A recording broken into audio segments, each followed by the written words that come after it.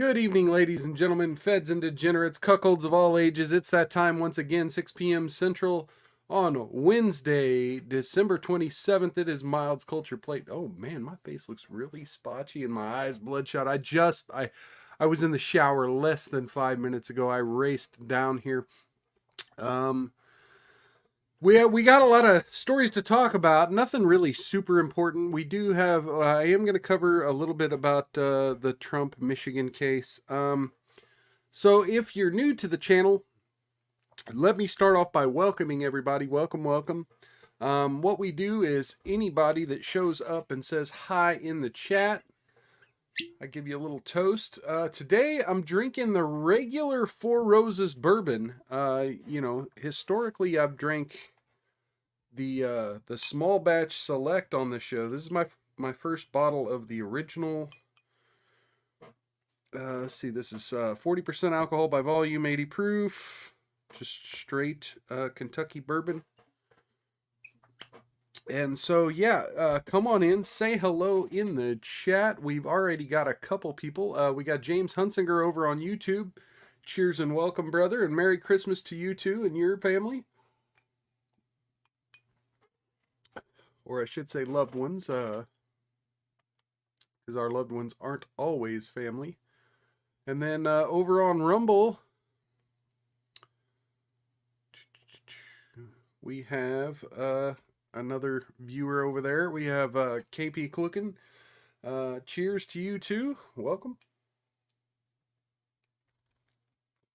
So yeah, we have some interesting stories today.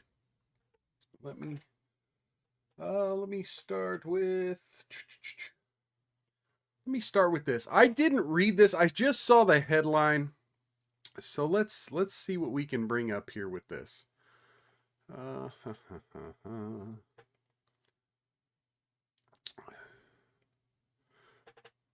let me bring the banner down. Okay. Prosecutor says people who rob stores should expect to be shot. An Ohio prosecutor has indicted a smoke shop manager for allegedly shooting to death a 16-year-old boy during a robbery attempt, but warned that people, quote, should be expected to be shot if they target stores. Okay, but you're the prosecutor. Like, you could have just decided not to file charges against this person for protecting their store. But anyway, so it sounds like a little hypocrisy here to me. Hamilton County Prosecutor Melissa Powers. Oh, yeah, okay, so it's a lady prosecutor. Okay. Filed the charges against the manager, Tony Thacker, 29, for allegedly shooting at a would-be robbers as they fled VIP smoke shop in Delhi Township on October 20th, the Cincinnati Enquirer reported. There is simply no justification for shooting someone as they are running away, Powers said in a statement. Okay, well, true. And if you follow Andrew Branca, known as Law of Self-Defense on YouTube and Rumble, he would say the same thing. However, I want to make perfectly clear these retail thefts will not be tolerated. If you try to rob a store, you should expect to be shot, she added. Thacker was inside the store when several people threw rocks through the front window to gain entry. Thacker, who lived in the back of the business, went to investigate when he heard the glass break and encountered 16-year-old Travis Johnson and 19-year-old Amonte Carter, according to the outlet. The manager, who is not permitted to own firearms due to the adjudication for a felony he received as a juvenile, allegedly gunned down Johnson and kept firing at other suspects as they tried to flee in stolen cars, the Hamilton County Prosecutor's Office said. The old, he was a felon, so he shouldn't have had a gun. Damn. Carter was reportedly struck in one of the vehicles. Thacker and his brother Malachi, 21, tried to disable the store security system and remove shell casings from the scene, the Enquirer reported. Oh, yeah, you can't really tamper with evidence. The manager was indicted on charges of felonious assault, tampering with evidence, and illegal possession of firearm. His brother was charged with tampering with evidence. Well, you know, these guys look like fine, upstanding citizens themselves, right? Carter has been indicted on charges of murder, burglary, possession of criminal tools. If convicted on all charges, he faces life behind bars. with eligibility parole after 15 years. Okay, he's 19 years old, and if he's getting the maximum sentence, he'll go behind bars for his next 15. He will be nearly 35. That's twice his age. Almost. 3 other suspects, 2 males and a female, were also arrested. Although none of them shot Johnson themselves, the 3 face murder and burglary charges. Because that's how it works, right? If someone dies in the committing of a felony crime, they just charge everyone with murder. The 15-year-old boy was also charged with auto theft charge, while with an auto theft charge, while the 16-year-old girl and 17-year-old boy faced charges of receiving stolen property. 2 people called 911 about the shooting, WCPO reported. The first said she heard a woman screaming, and the second identified himself as the owner of the shop. Do you know who shot him? The 911 dispatcher asked. My worker. He was protecting himself. The guy broke in the store, the man replied, according to the outlet. Johnson's brother, 20-year-old Isaiah Johnson, was charged with felonious assault after he allegedly shot at a woman at a vigil for the 16-year-old. Oh!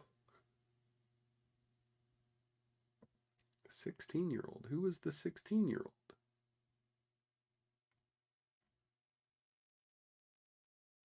Johnson. Who the fuck is Johnson?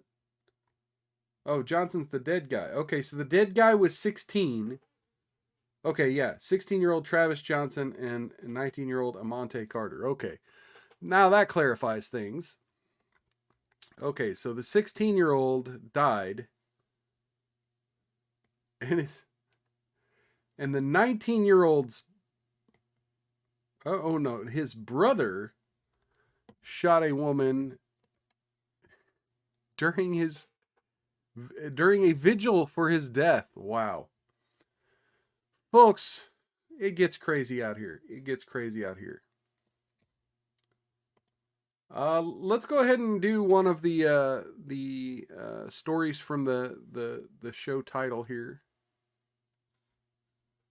Why didn't that work? Share screen. There we go. Clerk in Murdaugh murder trial accused of plagiarism by co-author has sales of book halted.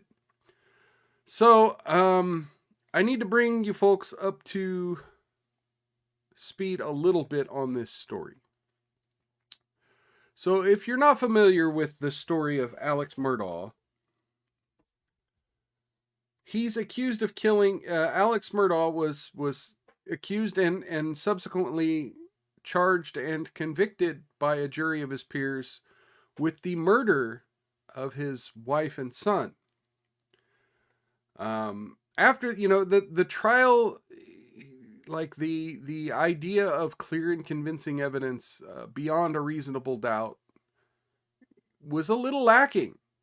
And, in the days and months since the trial,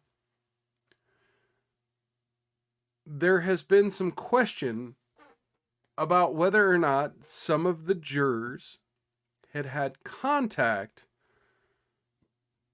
with the court clerk unduly influencing them. There's been some question about that. And I'm sure Fox will get into some of this.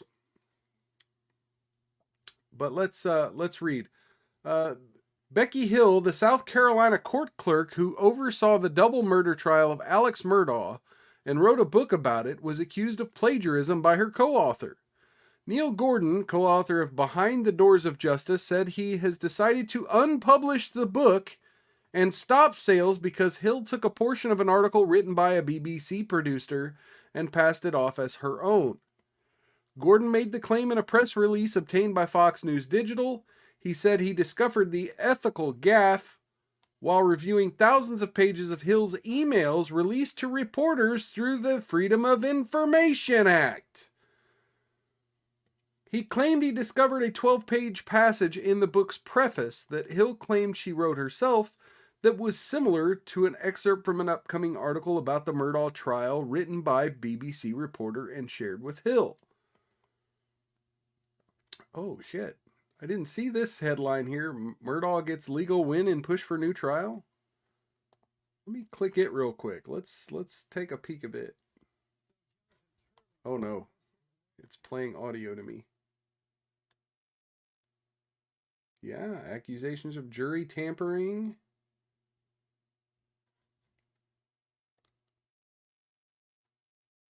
Formally file a motion to overturn.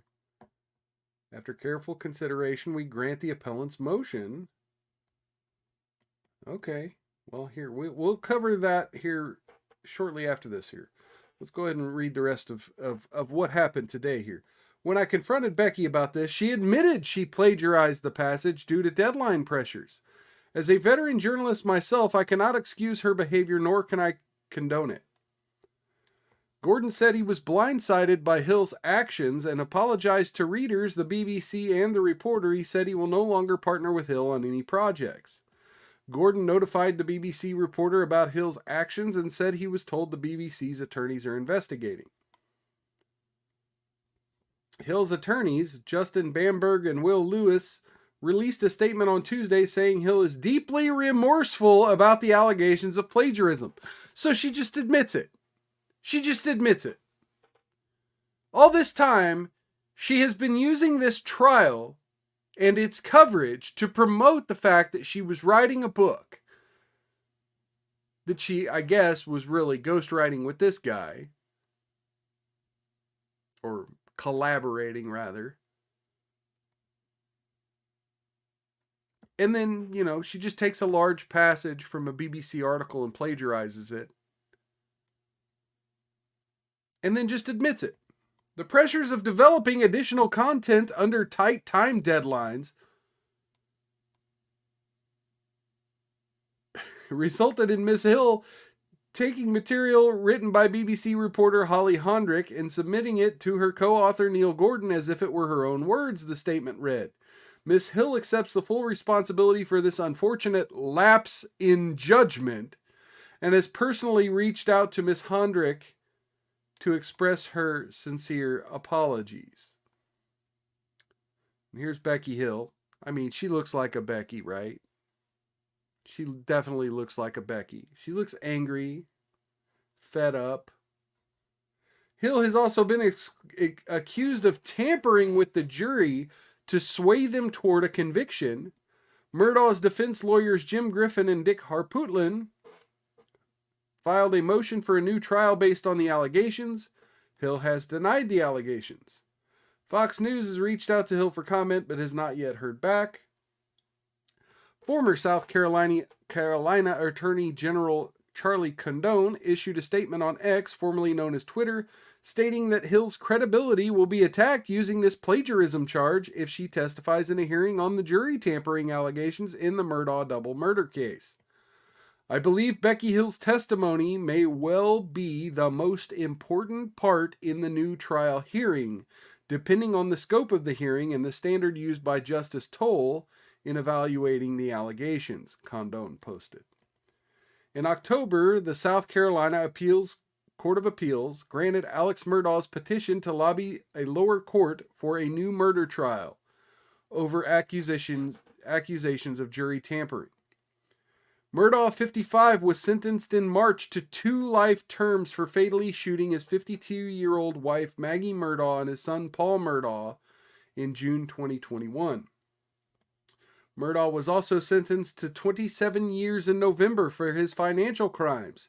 He agreed to plead guilty to 22 counts, including breach of trust, money laundering, forgery, and tax evasion out of about 100 total counts, totaling as much as $10 million in exchange for the 27-year prison sentence. Murdaugh previously pleaded guilty to 22 counts of financial fraud and money laundering in federal court.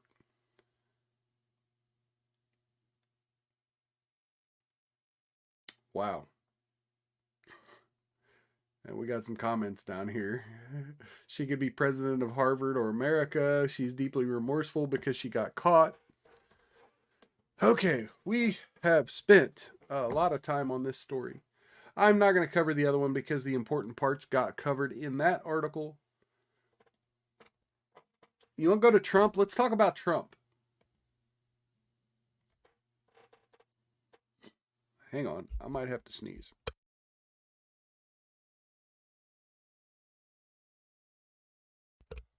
Okay, sorry about that. Michigan Supreme Court rejects 14th Amendment election. So, real quick, before I move on, that fucking lady's a scumbag, right? I already had a lot of sympathy for Alex Murdaugh. The guy done some shady shit, right? I'm not saying he's a good guy.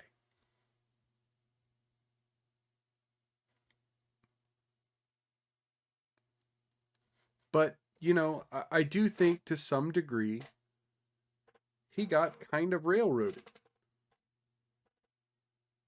It's weird. Is there like a line showing up like right here on anybody else's screen? Like I move and it disappears. And then, I don't know. It's trippy. Cheers to Shut Up I Can Cook over on YouTube. Welcome.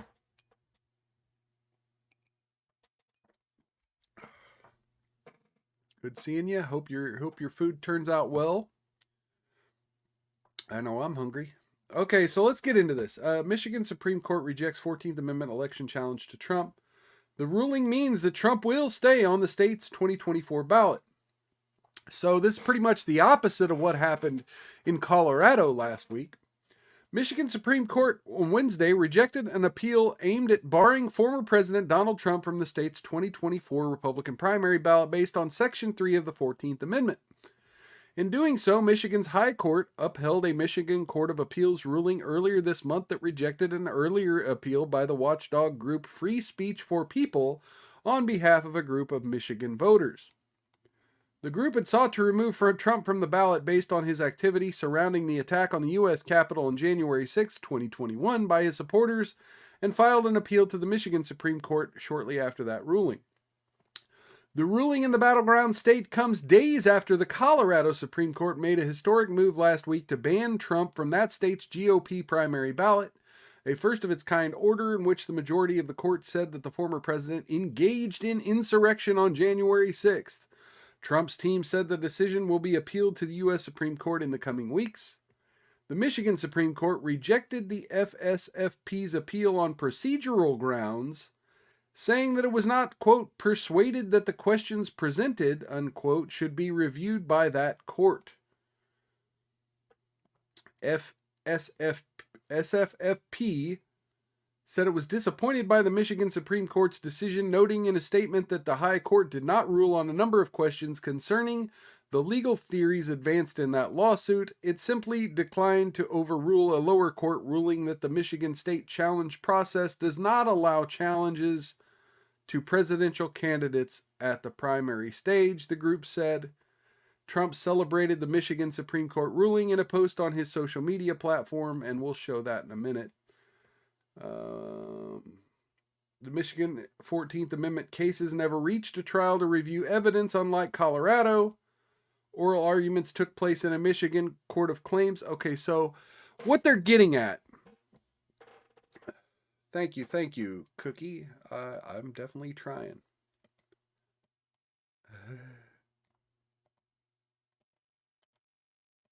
And Kyle's got, how ironic is it that a coup that calls themselves free speech for the people is trying to silence people they don't like? Yeah. And so that's kind of what's going on here in Michigan. Like the court ruled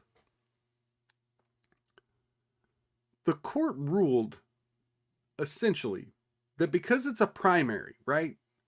Primaries aren't necessarily a government function. Like it's managed and handled by the Republican Party. And so if the Republican Party decides to put someone on the ballot, that like they could put Mickey Mouse on the ballot. It doesn't matter. What matters is confirming that candidate and installing them into the office. And so Michigan appeals courts have already ruled that. Like it's not our place to tell the Republican Party who to put on their ballot. Now, one would assume that if Donald Trump happens to win, the GOP nomination that they are going to attempt to put him on the ballot in Michigan. And one would assume that at that time, then free speech for people will take them back to court and say, look, we have standing now. Oral arguments took place in a Michigan Court of Claims in early November for 3 lawsuits, 2 that challenged Trump's eligibility, suing Michigan's Secretary of State Jocelyn Benson to keep Trump off the ballot, and a 3rd lawsuit filed by former president suing Benson. That suit demanded it be declared she has no authority to do so. A Michigan Court of Claims judge dismissed the first 2 suits and upheld the 3rd. FSFP then filed an appeal with the Michigan Court of Appeals in its challenge seeking to keep Trump off the state's primary and general election ballots. That court rejected the effort, saying in a 3-0 opinion that the plaintiff's challenge was not, quote, ripe on procedural grounds. It did not specifically rule on whether Trump fell under the disqualification clause. And of course, this is ABC News, so they're going to take the liberal side here. While the court did not release a vote count, Michigan Supreme Court Justice Elizabeth M. Welch dissented, contrasting that Michigan and Colorado 14th Amendment cases, specifically comparing Michigan law with Colorado's election code. The Colorado Supreme Court's decision was preceded by a lengthy evidentiary proceeding in a trial court that developed the factual record necessary to resolve the complicated legal questions at issue, except it didn't. Significantly, Colorado's election laws differ from Michigan laws in a material way that is directly relevant to why the appellants in this case are not entitled to the relief they seek concerning the presidential primary election in Michigan. Okay, so even the dissenting opinion said our laws are different enough that, yeah, you lack standing here. The plaintiffs, quote, have identified no analogous provision in Michigan election law that requires someone seeking the office of President of the United States to attest to their legal qualification to hold the office, she said. Interesting legal theory. I like it. Ron Feen, legal director of FSFP, said in a statement that this Michigan Supreme Court, quote, ruling conflicts with long-standing U.S. Supreme Court precedent that makes clear that when political parties use the election machinery of the state to select via the primary process their candidates for the general election, they must comply with all constitutional requirements in that process. Okay, but the constitutional requirements is to put on election, right? They're not installing Donald Trump onto the general election ballot. They're not installing Donald Trump into the office. So they haven't violated the constitutional requirements for the process of putting on a election primary.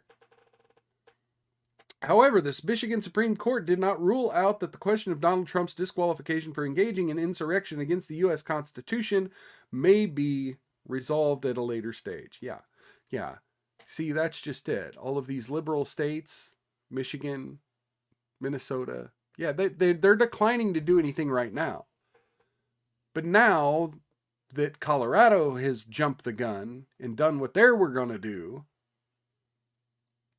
I would be looking for a lot of these other states to be waiting until after the GOP primary and then just massively disqualify Trump from all the ballots of swing states and liberal states. That's what they're going to try to do. Bean said that their organization would continue with, quote, current and planned legal actions in other states to enforce Section 3 of the 14th Amendment against Donald Trump. So, here's Donald Trump's response here. The Michigan Supreme Court has strongly and rightfully denied the desperate Democrat attempt to take the leading candidate in the 2024 presidential election, me, off the ballot in the great state of Michigan. This pathetic gambit to rig the election has failed all across the country. including in states.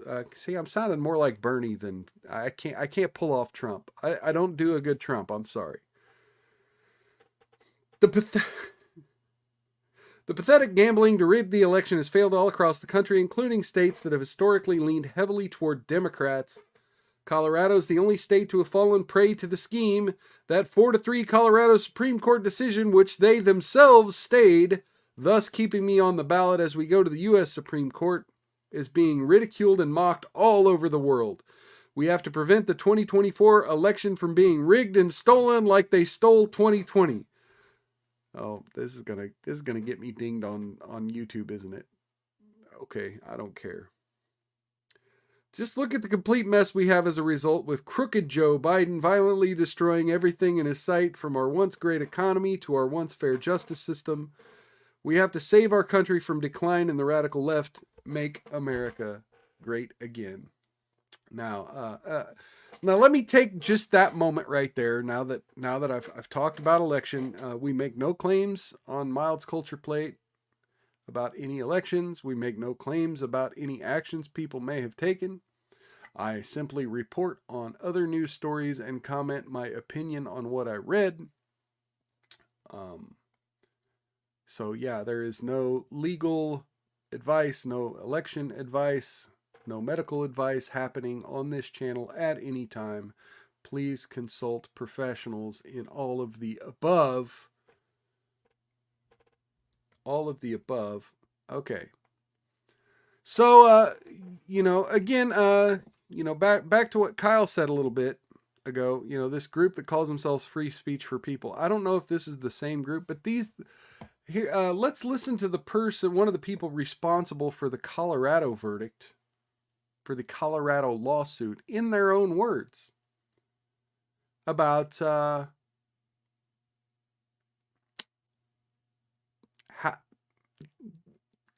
let's just listen. Our issues hard. Who are some of the biggest donors you have, and is there a restriction on how much money they can give you? We don't have any restriction, but I would say our biggest donors are... No restriction. So you can give this woman and her organization all the money in the world to fight Donald Trump. For example, the Open Society Institute is a very big donor. Now, you familiar with who they are? Do you know what the Open Society Institute is? They're about to tell you here, so let's just play it. Whose organization is that? Well, it's a foundation, but it's well known to be George Soros is the one who funds it. Oh, you mean to tell me that, as with all of these legal challenges to Donald Trump's presidency and existence and freedom in all of these states,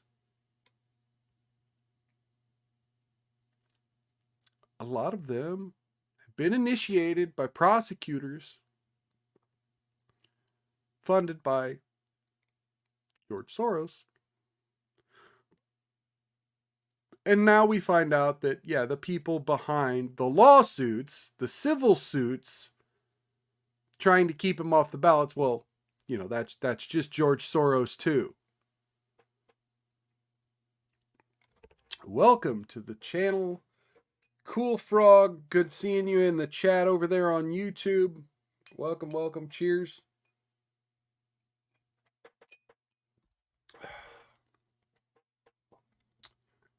So let's finish this video real quick. Alice Global Fund gives us money. Alice Global Fund. The ARCA Foundation gives us money. ARCA Those are some of the big foundations where Carnegie Corporation gives us money. The Carnegie Corporation. You do see a thread through the different sides in this, where a big donor like George Soros will give to an awful lot of progressive organizations. Does he ever ask for anything directly? No, and I have met him, and he's never asked for anything at all. Of course not. I meet with the program officer this is Citizens from the Open Society for Responsibility and Ethics in Washington. Okay. Institute, and they're very happy with what we do, and they're very keen on transparency. We're part of their democracy. Find the legal hook to push our issues hard. So yeah, that's them in their own words.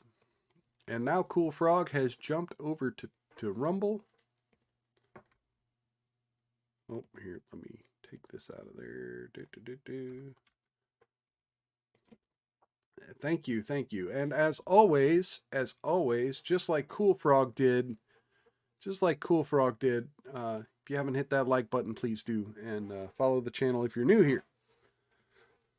Okay, so that's what's going on there. You know, we've got...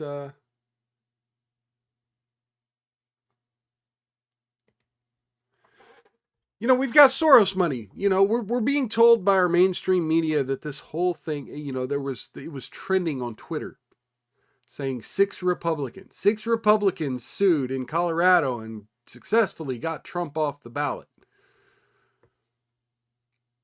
That it was 6 Republicans. Well, no, it was George Soros money. That's what got Trump off the ballot. Okay.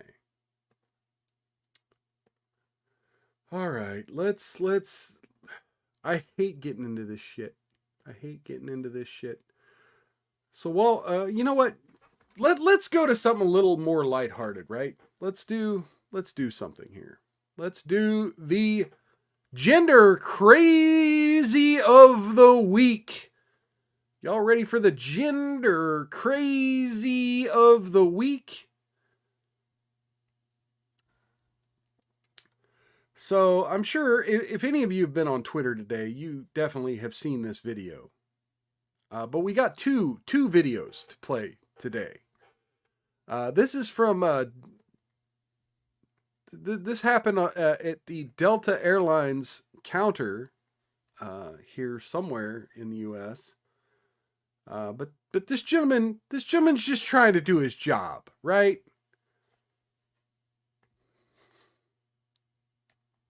This gentleman's just trying to do his job. Let's see what happens. This guy trying to do his job. What about when a Delta employee misgenders you intentionally? While he's talking, you're talking. You just misgendered me again. Okay, so I'm trying to figure this out here. Okay, I'm gonna keep listening. You just misgendered me. He started with she and switched to he. I'm trying to figure out how intentional that may or may not have been, but let's keep listening. Okay. Multiple times. Gotcha. Both of you have. Wasn't intentional, but if you want to take it personal, that's also. Well, she did do it intentionally twice. You're talking to me too. Okay, but you just used a pronoun too. Were you given that pronoun? Did she say she wanted to be called she? Kind of important for the disagreement you're having here, right? You said she and then you said he. You're being condescending, and if you want to continue, I have full authority to escort you out the building right this moment. If you want to play that game. Okay. Would you like to continue 3 days before Christmas? I really don't mind. I'm good. I'll just put. You're being condescending, and if you want to continue, I'll have Port Authority escort you out of the terminal. Do you want to continue 3 days before Christmas? Just put this on. What about when I'll just put this on, and then, the person gave up. And so, yeah, I guess this is a male to female transgender. And so, again, I'm trying to understand. The guy said she and switched to he. So was it intentional? You be the judge. Let me know if you think that was intentional. He started with she, switched to he. I think it sounded intentional. But again, what do I know? Here's what I will say.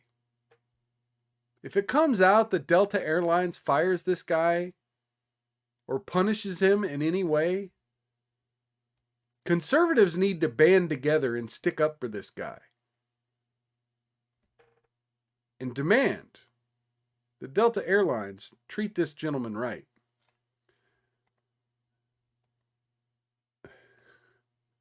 Okay, so we have a little bit more gender crazy of the week. Are you folks familiar with the fuck is his name? Chris God damn it.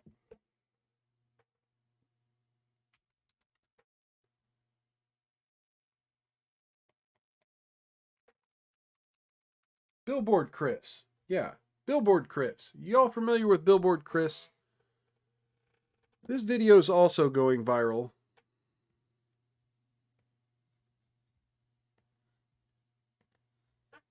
And this doesn't look like it's posted by Billboard Chris. Looks like it's been posted over either on Instagram or TikTok and then brought back over. Do you not have the other video of that guy? Oh, Cool Frog. Okay, Cool Frog is asking, do you not have the other video of that guy? Now, I have seen on other channels people talking about there was a video of that person kind of mansplaining to children, you know, how to take their estrogen and how to tuck and stuff like that. I don't want to show stuff like that on my channel. But let's see what happens to Billboard Chris here.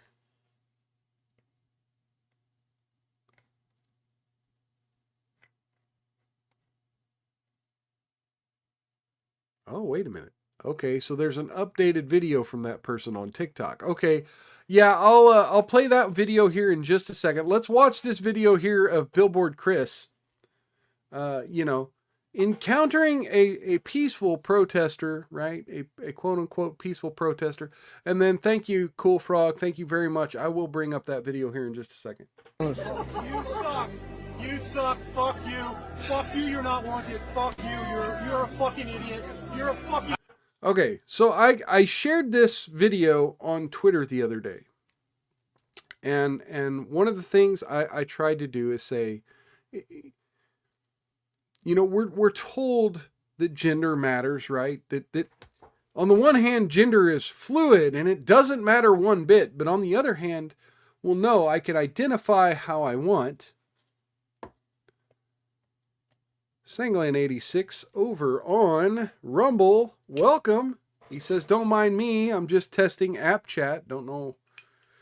Oh, I guess Rumble app. You're on the Rumble app. Awesome. Awesome. Well, hopefully Rumble app's more stable for you than it has been for me lately.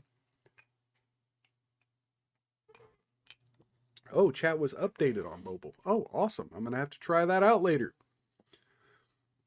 So anyway, the take I had earlier this week on this individual is essentially, can you imagine this person here in the bathroom with your daughter, or competing in sports with your sister? Oh, the consultant, pour another Merry Christmas. I got a drink left in here. It's hard to see with the reflection, but yeah, there's another drink left in here. Cheers, brother. Yeah, I got a whole one last gulp in there even after I drink it. Okay. So as you continue to watch this, imagine this person in the bathroom with your daughter or competing in sports against your sister. I don't know what to say. I guess these police officers are mostly... I think they're afraid that if they do anything to actually keep law and order, that they'll end up being on... Fuck you! Fuck you! Fuck you! Fuck you! Fuck you!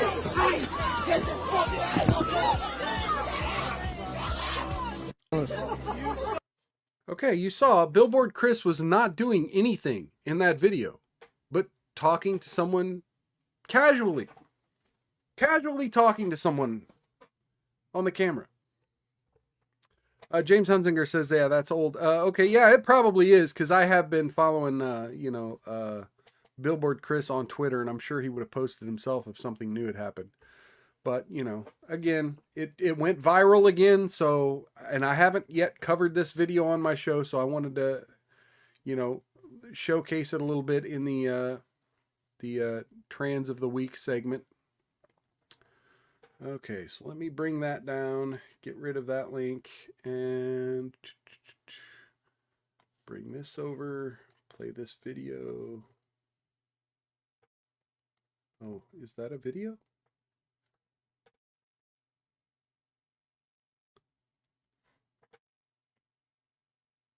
And what about when adults employ misgenders you intentionally? You just misgendered me again. Okay, so let's see this. This is the longer clip, apparently. Yes, Hunsinger still awful. Okay. And Cool Frog says the big change on the app is easy to use. Awesome, awesome. Okay, so let me present this. We'll watch the longer video here. So this is apparently... Okay, there we go. And what about when adults employ misgenders you I'm so intentionally? sorry. While he's talking, you're talking. You just also. misgendered This me appears to be again. the same video. Okay, Multiple times. gotcha. Both of you have. Wasn't intentional, but if you want to take it personal, that's also. Well, okay. she did do it intentionally twice. Gotcha. You're talking to me too. You said she and then you said he. You're This being is like 4 condescending, seconds and longer. If you want to continue, I have Port Authority escort you out the building right this moment. If you want to play that game with me. Yeah, I'm not seeing Would you anything like- extra in this video. Sorry. Cool Frog. Yeah, I don't know.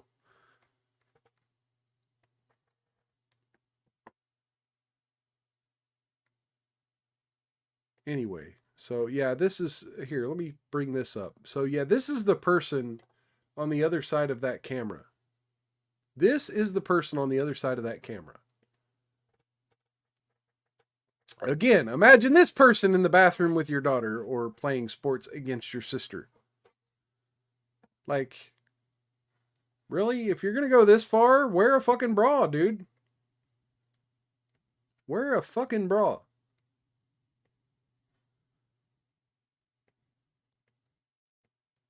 That's all I got to say about that. Oh, Lord, folks. Okay. So, I want to cover I'm going to kind of lean into the next two stories because they're both similar, right? One thing I've been noticing is a lot of conservatives complaining about inflation and prices of shit going up. Don't get me wrong. I'm one of the biggest complainants about inflation. I'm one of the biggest complainants about the Federal Reserve Bank. One of my biggest issues is prices going up. I think a lot of people are misguided into thinking it's some corporate conspiracy to screw over the little guy, and they don't understand how printing money works. But I'm starting to see conservatives and financially literate people on Twitter kind of making mountains out of molehills. And so this is a video that I saw, and I want to cover this. So there's a couple videos here. I want to be clear. You know, I'm not trying to call people out, but these were both posted by the same Twitter account. And let's follow this. Okay. So this person is posting their receipt, and we get to hear them talk about it. They spent $56.34 at Five Guys.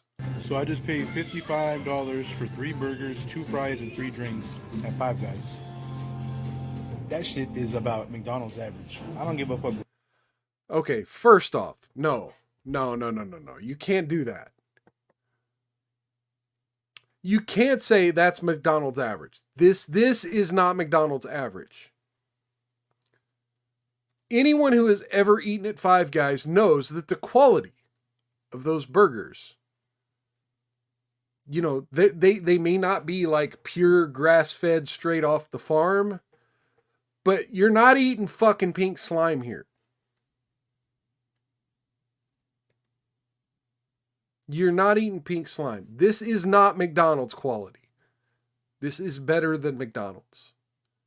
To claim that this is the same as McDonald's, well, sir, you're already stupid. Secondly, to get a burger that size at McDonald's, you have to order the double quarter pounder with cheese meal, right? And even then, it's not going to come with lettuce and tomatoes and stuff, which I don't necessarily see on your burger. But if you want that stuff on your burger at Five Guys, it comes with it. At McDonald's, it doesn't. You have to order like the deluxe double quarter pounder with cheese, which is even more expensive. Now, again, I don't go to McDonald's often. I don't eat burgers often. Yeah. Kyle over on the Rumble chat says that doesn't look like McDonald's at all. Of course not. What anybody says? I don't give a F what anybody Three says. combos, Well, not even three three combos. I three didn't get fries, combos. 'cause I used to Okay. think it's bullshit. I didn't get fries. Okay, well, let's look at your $55, you receipt. can see what- 2 little fry, $4.89. Now, again, what he's saying is 3 combos, but he goes, no, it's really 2 combos because the kids got fries, but I didn't. Well, sir, have you ever been to a Five Guys before? Because instead of ordering the little fry, which is the kids' fry, you could order a small or a large. And guess what? If you order a freaking large fry, it might be around that $9 mark that you see here. One large fry might be around that $9 mark, and they'll give you an entire fucking bag. Now again, I'm not on here to promote Five Guys or say Five Guys is the most amazing restaurant ever and it's worth $60, so go eat there. I'm not trying to do that. But at the same time, when we're complaining about prices, when we're complaining about things, we need to be accurate, especially as conservatives. Because when the leftists and the feminists try to say, well, the pink tax is real because women are charged, 88 cents more for the same stuff. Well, it's not the same stuff. You got pink dyes and pink paints and pink this and sparkles and everything else on the stuff that women buy and fragrances that smell like flowers, right? Men's cologne, they just put wood bark and shit in there or fucking make it smell like leather. They don't have to grow flowers, from on a hill in Japan to make fucking men's shampoo. They just don't. So when women complain about prices and feminists complain about prices, we need them to be accurate. We want them to be correct. And we need to correct them. So when conservatives do it, to bitch about the inflation and to bitch about the leftist economic policy, we need to be correct. What you buy at Five Guys is not the same as what you're buying at McDonald's. And what you're ordering matters. The kids' fry, yeah, that's expensive. But instead of ordering 2 kids' fries, just get a large. What I ordered. In-N-Out shits on fucking Five Guys. In-N-Out shits Kiss on my Five ass, Guys. Five Guys. Kiss my ass, shit Five is Guys. Look, In-N-Out's about the same price. In-N-Out is literally about the same price. Worth about half of this at best.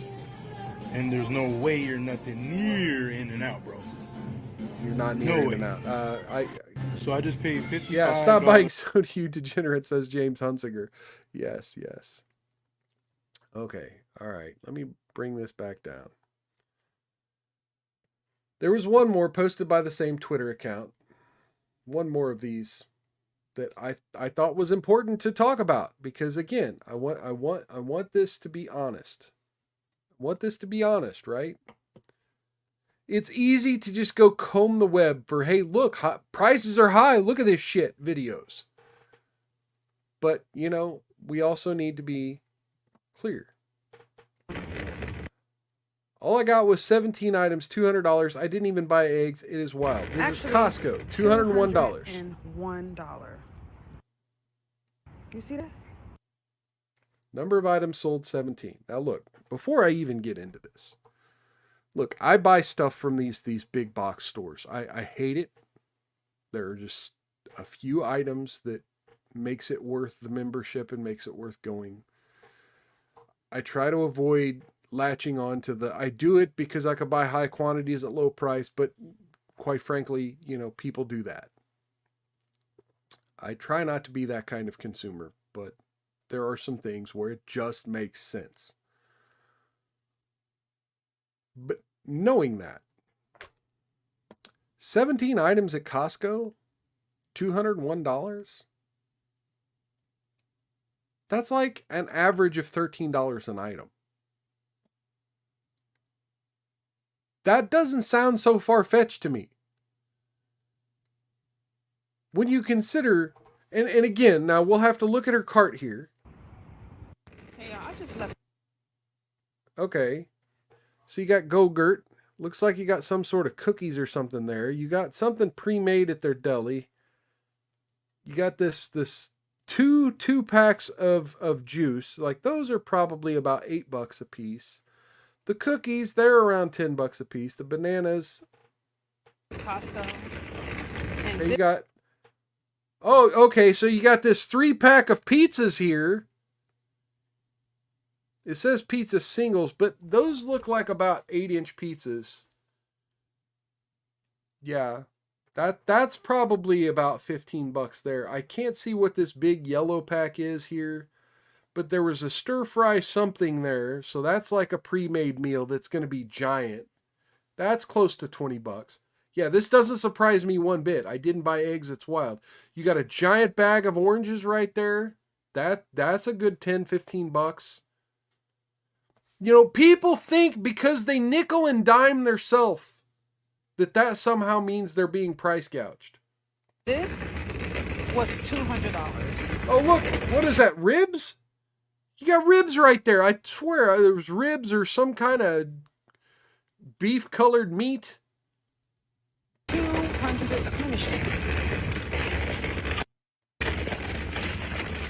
Take it out. Yeah. Yeah, I have no sympathy for you. I have no sympathy for you. And so, yeah, as conservatives, if we keep sharing this shit online because, oh my God, people have $200 grocery bills. Well, yeah, if you're shopping at Costco and you're filling your cart full of things, yes. 17 items at Costco cost around $200. 17 items at Sam's Club cost around $200. Right? It's a grift. You're doing it for clicks. And stupid people like me are clicking on it. So, the last thing I want to talk about, right, are these, well, you're now on my list, potentially. It says, shut up, I can cook. Okay, well, I don't know what list that is. Hopefully it's a list of people to watch this Saturday, 6 p.m. Central. So the last thing I want to talk about, on Twitter the last week, there has been this, I can't even say the word outrage. I want to use the word outrage. That's the first thing that comes to mind, but I can't. I can't use the word outrage because, to be honest, oh, James, that is great. Yes, I've noticed the same thing, James Hunsinger. You have to go to view all chat to see Cookie's chats because it hides her from the top chat. That is crazy. All right, so as I was saying, yeah, this next thing, I think it's a grift. I think it's a grift. You know, I gave a rant here on this show several months ago talking about how when you have a TV show like Doctor Who, right? And they come out with a trailer and it's like, hey, the doctor's a female. And they don't really tell you anything else in the trailer, just, hey, the doctor's female, right? And then you have a bunch of people taking that bait and reacting to it like, this looks like shit. This looks like shit. Like, where's the plot? Like, what are you going to do with this female doctor? What are you doing? Like, it's bait. Like, they literally do that to bait you into having a negative reaction. And then once you have a negative reaction, they use your reaction as their marketing tool to the audience they really want. So, a couple weeks ago on this show, I covered this beer calendar.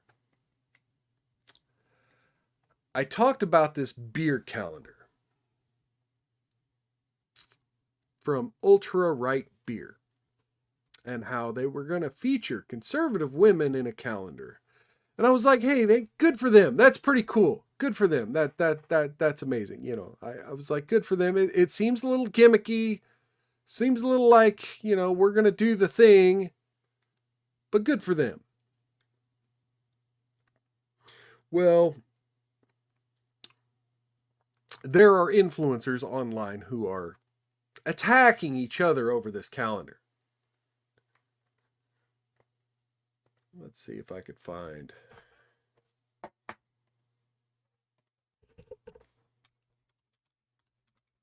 Because I want to be clear here. There are a couple things I want to bring up here, and I should have the important.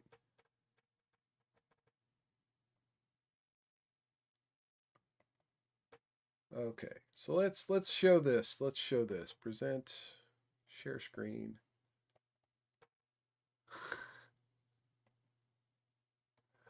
Okay. So yeah, this is the calendar, right? And look. Uh-oh. Kyle says had to switch to YouTube. Rumble chat froze and completely refuses to function. Yeah, that's kind of how Locals has been acting for me all day. Anyway, so you see these photos, right? And in particular, this one right here in the middle, this Josie the Redhead Libertarian. Okay, now you can't see my mouse for some reason. There we go. This one. Josie the Redhead Libertarian. Like yes, Kyle's like, I saw this, it's the dumbest controversy ever. Yes, that's exactly what I'm getting to here. Look. Yeah, on the one hand, yeah, cheers. You got a right-wing beer and a right-wing sexy women calendar, right? It's right-wing. But is it conservative? Like, this is the controversy. Like, is this conservative? Well, by nature, beer is not a conservative thing. Like, getting drunk is not conservative. I say that as I'm a conservative holding a glass of liquor right now. Scantily clad women. You can love scantily clad women. I love scantily clad women, but let's be honest. Scantily clad women are not, by nature, conservative. These are conservative women who happen to be scantily clad. That's different than saying, naked conservative, whatever. Anyway, so this is all a grift. This whole thing is a grift. And you can see chuds of TikTok. I don't even know. This seems like a left-wing Twitter account, but I grabbed it real quick because I wanted you to see the images, right? Okay, because the reason I wanted you to see the images is everyone's really focused on this Josie, the redheaded libertarian, because she's one of the most vocal ones in this whole quote-unquote debate, right? This fake fight. And I will say that it is a fake fight. These people found 4 or 5 people tweeting about it and maybe one influencer, G Prime, Bryson, Mr. Bryson, right? Found 4 or 5 people talking about it. Decided to amplify that, right? For engagement. And now I bet they're selling bunches of calendars and bunches of $20 6-packs of 4% beer. But let's be honest. Let's be completely honest. You got a chick in a bathtub with suds. You got Riley Gaines in a bikini twice on here. That's not conservative. I mean, I don't think it's slutty. I'm not going to call her a hoe. Yes. James Hunzinger, have you even heard of this calendar before this? Now, I actually have. I covered it on this show a few weeks back. I talked about it on this show a few weeks back. I don't even remember how long ago. But I didn't even know it was out. Like, I wasn't following it. I hadn't heard anymore.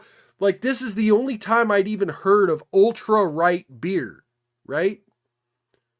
And now, all of a sudden, half of conservative Twitter is talking about ultra-right beer and whether or not... Oh, yeah, he says, to be clear, the Royal U. Yeah. Yeah, most people, they don't... What the fuck is ultra-right beer? What the fuck is this calendar? Most people have no idea. Even plugged in, terminally online conservatives and libertarians have no idea what this calendar is or who any of these people are, except for maybe Riley Gaines and maybe Redheaded Libertarian. Well, Dana Loesch and Ashley Sinclair, sure, but like the organization behind this, right? I mean, I'm sure a lot of you could say, well, yeah, I've heard of Sarah Gonzalez, I've heard of Brittany Jean, you know. There are a lot, you know, they have presence online. I'm not saying they don't have fans, but I'm talking about in particular this company, Ultra Right Beer. And Kyle says, well, conservative means different things to different people. To be honest, not all quote unquote conservatives are religious, for example. Well, no, but the term means something, right? It means modesty. It means conserving, right? Being able to conserve something, being able to hold back, being able to not just put everything out there. So like by nature, the term conservative, yes, it means different things to different people, but the root of that term has a meaning, and like this does not kind of fall under the thought that, you know, and I'm not calling them liberals. Conservative with the fabric of her bikini. Yes. Reserved. Yes. Okay. So again, I'm not trying to get in the weeds. I'm not calling them sluts. I'm not saying that these are so immodest that we, you know, I'm not clutching pearls and saying they need to cover up. I'm saying it's a debate you're having over a stupid point.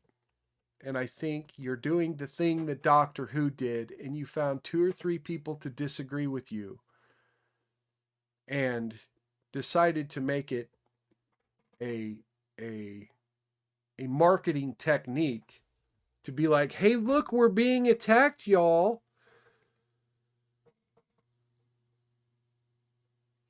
There we go. Holding traditional values, averse to change or innovation. You know, again, the opposite of the TradCon, right?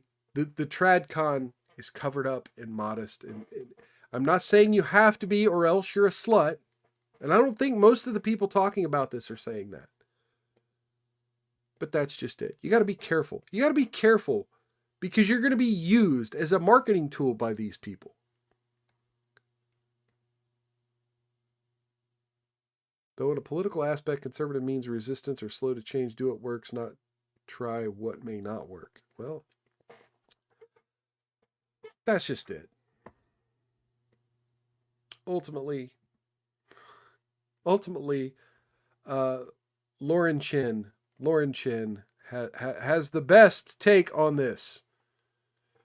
I just realized that I could have been in the Calendar Gate calendar, but I didn't know what a beer calendar was. LeMayo. Would you be down to shoot a calendar photo shoot for Ultra Right Beer? Maybe, but what exactly is that? Ha. I mean, leave it to not knowing. I mean, I feel jealous of people for not knowing. Well, that's the show for today, folks. I would like to once again thank you, everyone who showed up. It's been amazing. It's been awesome, as always. Love interacting with the chat. You know, we talked about, you know, quite a few issues. And look, I'm just some guy on the internet angry at it all. Once again, I'll ask for your feedback. If you can, down in the comment section, let me know if you would rather this show be a 3-hour Saturday show once a week. If that doesn't work for you, let me know there. If you think that would be awesome, let me know there. We would definitely do the trans crazy of the week segment on Saturdays, and we would do the Love Does Admonish segment every Saturday. James Hunzinger's asking what I have on my shelf tonight. I just got Superman for All Seasons in the mail. I haven't started reading it yet because actually I'm still on volume 2 of the Batman Black and White. But I will be trying to mix this in with the Batman reading. And hopefully we'll have a review for that on the channel at some point. because this weekend is a holiday, I will try once again to do another bonus holiday stream. Oh, Hunsinger says it's his favorite Superman book. I have yet to read it. I do have to confess, I'm not a fan of Jeff Loeb's writing. You may notice somewhere, yeah. So I've got his Superman, Batman stuff. And of course, I've got Batman The Long Halloween and Batman Hush. But I think part of the reason I don't like it, I just don't think he writes Batman well. I think he's trying to write like a teenage detective, young adult novel or something. But I think he does write Superman a little better, and I'm looking forward to this anyway. So sorry to get off on the tangent about comic books, folks.